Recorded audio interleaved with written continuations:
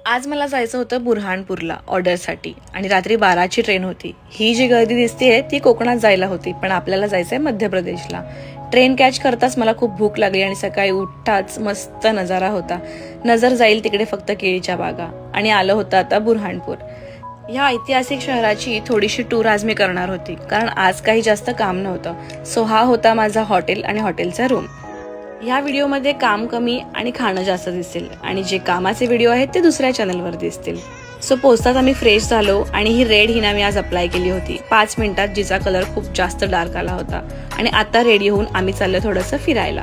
So इथे खूप काही पाहण्यासारखं आहे, ऐतिहासिक वास्तू आहेत आणि त्यांचा इतिहासही जाणून घ्यायचा होता, त्यामुळे आम्ही निघालो। हा होता हॉटेलवरून मस्त व्ह्यू आणि खूप सुंदर वातावरण होतं। सो निघाला पहिला स्पॉट होता राजाची छत्री।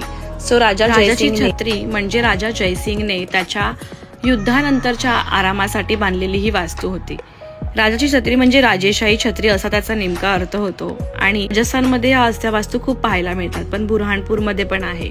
आणि दगडात बांधलेली वास्तू ही आतमधून खूप जास्त थंड होती। बाहेर खूप ऊन होतं, त्यामुळे आम्ही इथे निवांत बसलो, थोडा पाहिली। आणि आता आमचा सेकंड स्पॉट होता तो म्हणजे शाही महल।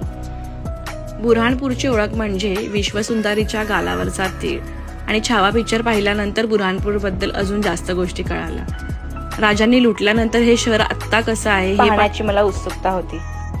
सो इथे आम्ही एक गाईडही केला होता। गाईडच्या सांगण्याप्रमाणे ही वास्तू आता खूपच जुनी झाली आहे आणि याची दुरुस्तीही झाली नाही आहे, त्यामुळे काही काळानंतर ही मे बी बंदही होऊ शकते। सो हा महल शहाजहानच्या पत्नी बेगम मुमताज यांच्यासाठी खास बांधला होता। तापी नदीच्या काठी बांधलेला हा महल फारच सुंदर होता आणि आता काही त्याचे अवशेषच उरले आहेत। 3 मजले खाली असणारा महल आता फक्त तुकड्या तुकड्यांमध्येच उरलाय आणि काही भाग आपल्याला बघता येतो। नदीच्या काठावर असल्यामुळे इथे खूपच थंड वाटत होतं आणि हा महल बघता बघता तिसऱ्या लोकेशनवर गेलो, तो म्हणजे काळा ताजमहल। असं म्हणतात की तापी नदीच्याच काठी आता जो आग्र्यात स्थित आहे तो ताजमहल बांधण्यात येणार होता, पण तो इथे न बांधता दिल्लीच्या आग्र्यामध्ये बांधला आणि काळा ताजमहल इथे बांधला। सो सगळं काही बघून झाल्यानंतर आम्ही हॉलवर आलो आणि जेवण केलं आणि आत्ता संध्याकाळी होती ब्राईडची एंगेजमेंट, संगीत आणि आमची मज्जा। ती कशी, कारण आम्ही आता हा what I eat in a day part चालू केला होता। So panipuri, corn chaat, cake, छास, लेमनेड हे सगळं खाताना आणि पिताना मस्त आम्ही संगीत एन्जॉय करत होतो। ब्राईडच्या घरचे, ग्रूमच्या घरचे सगळ्यांचे मस्त परफॉर्मन्स एन्जॉय केले। आम्ही पण खूप एन्जॉय केलं। असं वाटतच नव्हतं की मी एखाद्या बुकिंगसाठी आली आहे किंवा ऑर्डरसाठी आली आहे। अगदी घरच्यासारखं ट्रीटमेंट मिळत होतं। रात्री सगळ्या जेवणानंतर कुल्फी एन्जॉय केली आणि कुल्फीपेक्षा तिची मेकिंग एन्जॉय केली। ती कशी, अशी ह्या दादांनी कशी कुल्फी बनवतात हे सगळं आम्हाला दाखवलं। आणि कुल्फी बघून झाल्यानंतर आता आम्ही झोपायला गेलो, कारण खूप जास्त उशीर झाला होता आणि आम्ही दमलोही होतो। सकाळ सकाळी मस्त कामाला सुरुवात केली, सगळ्यांना रेडी केलं आणि आज होता वेडिंग डे। सगळ्यांना आम्ही सकाळी रेडी केलं आणि फार काही जास्त शॉर्ट्स घेता आले नाही, कारण खूप जास्त घाई होत होती। आणि ही आहे आमची ब्राईड होती राजपूत आणि मुलगा होता मराठी, त्यामुळे ह्यांचं कंबाईन ग्रँड लग्न बघण्यात खूप मजा आली।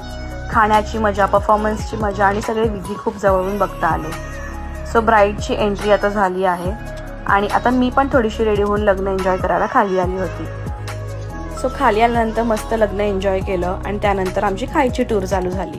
पहिलं खाल्लंय म्हणजे हा पिझ्झा, त्यानंतर red sauce pasta, white sauce pasta, pizza dosa, masala dosa, paneer manchurian, veg Manchurian.